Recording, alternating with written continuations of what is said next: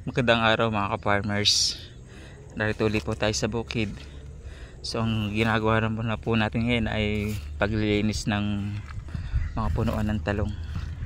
So ating ginagamasan, tawag sa amin igamas, para maalis yung damo sa mga puno. Kaya ito linis na to. Ito di pa. So ito yung mga aalisin natin. Para pag nilalagay tayo ng abono, talaga sa talong pupunta yung abono, hindi sa mga damo.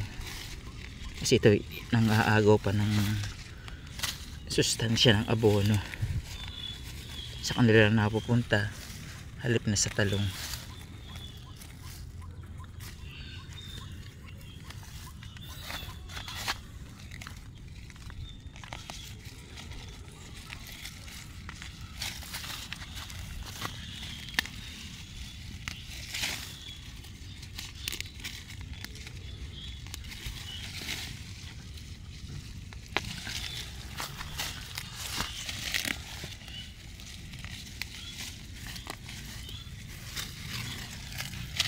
So kahit mainit, kanya naman mainit ang panahon dito sa amin,